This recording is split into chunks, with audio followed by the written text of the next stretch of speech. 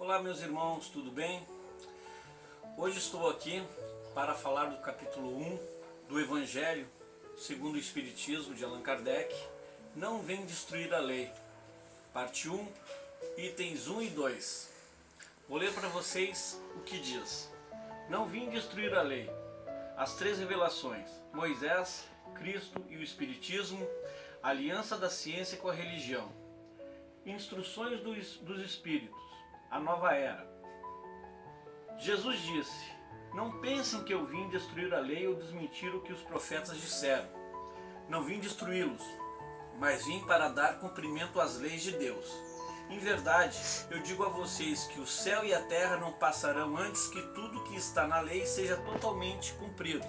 Mateus 5, 17 e 18. Moisés. A lei de Moisés é composta por duas partes bem distintas: a lei de Deus, recebida no Monte Sinai, e a lei civil ou disciplinar estabelecida por ele mesmo. A lei de Deus é inalterável. Já a lei civil ou disciplinar era apropriada aos costumes e ao povo daquela época, por isso modificou-se com o tempo.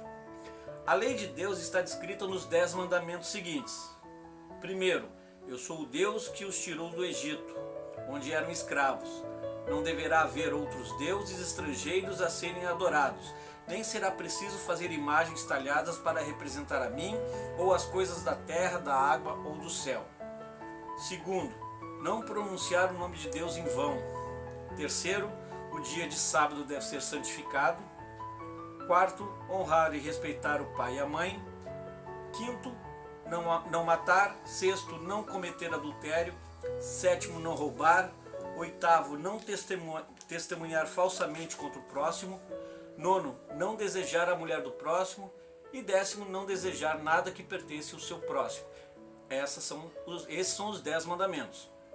Esta lei, conhecida como os 10 mandamentos, foi recebida por Moisés no Monte Sinai e é considerada uma lei válida para todos os tempos e para todos os países, tendo, por isso mesmo, um caráter divino. Moisés precisou criar várias leis rígidas para manter, pelo temor, um povo naturalmente turbulento e indisciplinado. Era preciso combater os abusos e os preconceitos adquiridos pelo povo hebreu durante os anos em que permaneceram como escravos no Egito.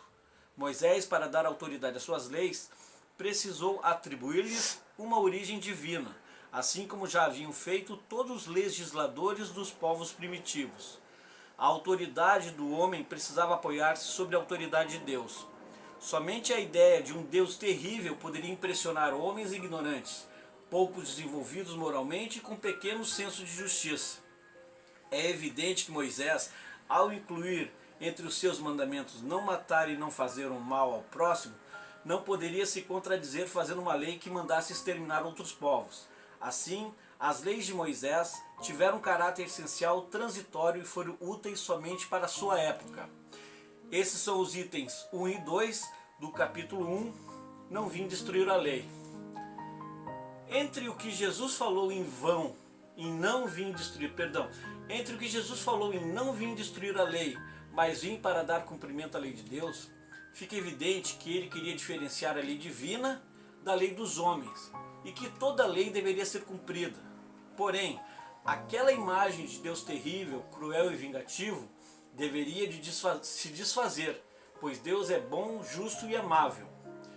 Como o texto diz, Moisés criou outras leis, para que o povo, que naquela época era pouco evoluído, pudesse compreender e obedecer às leis divinas.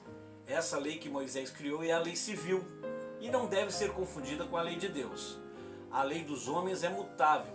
Como aconteceu no passar dos séculos, ela foi se adaptando conforme o ser humano ia evoluindo. E certamente nos dias de hoje, as leis de Moisés pareceriam brutas e selvagens. Já a lei divina é imutável. Permanece a mesma desde então, porque o ser humano evoluiu para as leis humanas, mas ainda está longe para poder entender completamente e cumprir a lei de Deus, que é justa e procura a nossa evolução, como espírito e como ser humano. Que os anjos de luz abençoem a todos.